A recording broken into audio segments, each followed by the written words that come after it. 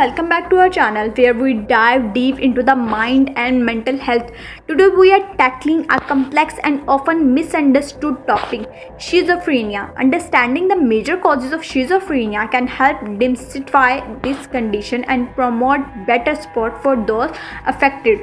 So let's get started. Genetic factors. Schizophrenia often runs in families, indicating a strong genetic components. If you have a close relative with schizophrenia, your risk of developing the disorder is higher. Researchers are still studying specific genes, but it's clear that genetics play a significant role in its development. Brain structure and chemistry. Differences in brain structure and chemistry can also contribute to schizophrenia. Abnormalities in neurotransmitters like dopamine and glutamate, as well as structural differences in the brain, have been linked to the disorders. These imbalances and structural changes can affect how the brain processes information. Prenatal factors. Events occurring before birth can influence the risk of developing schizophrenia.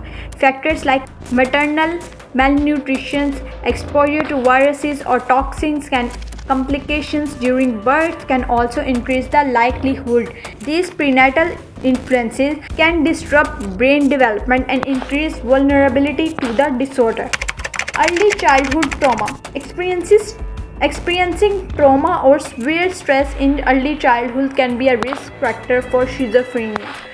Abuse, neglect, or the loss of a parent can cause lasting changes in the brain, potentially triggering the onset of the disorder later in life.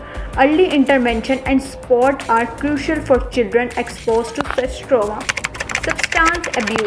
Substance abuse, particularly during adolescence and young adulthood, can increase the risk of developing schizophrenia. Drugs like cannabis, LSD, and methamphetamine have been linked to the onset of symptoms, especially in individuals already genetically predisposed to the disorder. Schizophrenia is a complex condition with multiple contributing factors, and understanding these can help reduce stigma and promote better support.